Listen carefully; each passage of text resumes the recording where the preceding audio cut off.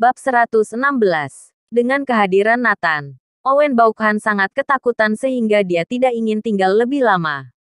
Makannya nanti saja.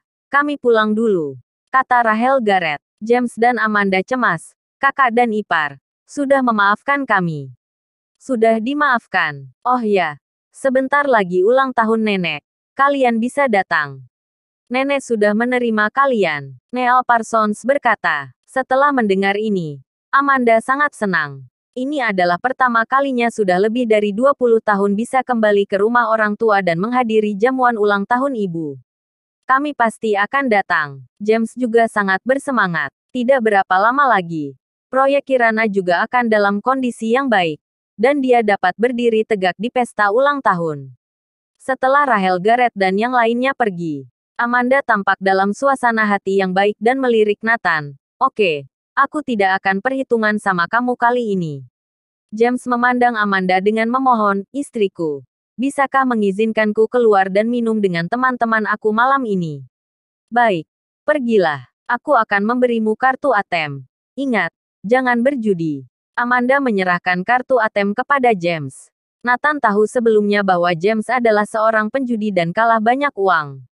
Mereka telah membayar lebih dari 2 miliar dolar untuknya. Kemudian, Amanda membatasi semua aktivitas hiburannya. Bahkan tidak pergi minum bersama teman-temannya. Hari ini, keluarganya setuju untuk membiarkannya kembali.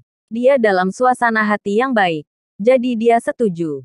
Oke, aku sudah lama tidak menyentuh benda itu. James bersemangat seperti anak kecil. Melihat itu Nathan tertawa terbahak-bahak. Tipikal istri yang tegas. Mereka berempat berpisah. James pergi mencari teman untuk bermain. Tidak lama kemudian, James berkumpul dengan teman-temannya. Setelah minum beberapa botol anggur, semua orang mulai mabuk. Odin bersandar di bahu James dan tersenyum. Baru-baru ini, sebuah kasino bawah tanah dibuka di Anhemia. Mari kita coba keberuntungan kita. James menggelengkan kepalanya. Tidak, aku berjanji kepada istriku bahwa aku tidak akan pernah menyentuh benda ini lagi. Tidak apa-apa. Main beberapa permainan kecil untuk mencoba keberuntunganmu. Untuk senang-senang saja. Tidak akan membiarkanmu kalah, kata Odin. Ya, kami juga tidak bawa banyak uang. Hanya beberapa juta saja. Cobalah. Mungkin saja kamu beruntung. Apa masih ingat Hendra yang tinggal di Jalan Kenanga? Dia membawa 3 juga ke kasino baru dan memenangkan 800 juga dalam satu malam. Ya, kami sangat iri. Ketika dari kanan dan kiri membujuknya, James tergerak. Oke, aku akan pergi bersamamu. Tapi bagaimanapun juga, aku hanya punya 5 juta dolar, kata James. Bagus, bagus, bagus. Sekelompok orang berjalan ke kasino bawah tanah. Setelah datang ke kasino bawah tanah, James sangat bersemangat. Di lantai 2 kasino, seorang pria berpakaian mewah memutar gelas wine. Melihat para penjudi gila di bawah, dia tersenyum. James ada di sini. Ada. Tuan Muda Garrett. Di sana. Ternyata keduanya adalah Mario Garrett dan Derek Brin. Mata Mario Garrett tertuju pada James yang sedang berjudi. Dan dia mencibir, aku sedang memikirkan cara menghadapimu. Kamu malah datang tanpa diundang. Derek Brin bertanya dengan sedih.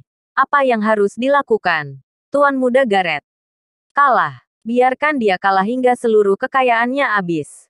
Biarkan seluruh keluarga Andersen tidak bisa membayar. Aku akan menggunakan hutang judi ini untuk membunuh Nathan. Wajah Mario Garrett menunjukkan ekspresi gila. Derek Brin mengangguk sambil tersenyum. Tuan Muda Garrett. Aku mengerti. Aku akan urus dengan baik. Aku berjanji bahwa James akan pingsan karena ketakutan ketika dia mendengar kata judi di masa depan. Bab 117. James sama sekali tidak menyadari bahwa bahaya sedang mendekat. Dia sedang bersenang-senang, memenangkan beberapa pertandingan berturut-turut. Setidaknya 100 juta dolar. Setelah memenangkan 10 pertandingan berturut-turut, James memenangkan miliaran. Odin dan yang lainnya menghasutnya dengan bertepuk tangan. James, keberuntunganmu sangat bagus.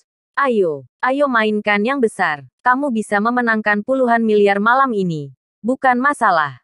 Masuk ke mode penjudi semuanya akan jadi gila. James yakin dia bisa memenangkan puluhan miliar malam ini.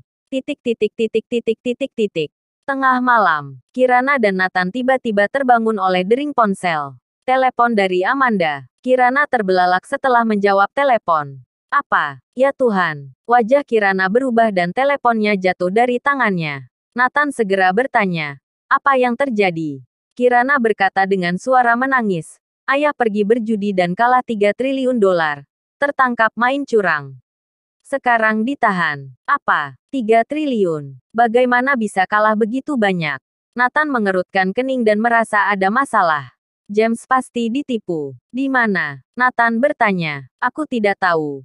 Ayo ke tempat ibu dan bertanya. Ketika Nathan dan keduanya datang ke persimpangan, Amanda sudah menangis.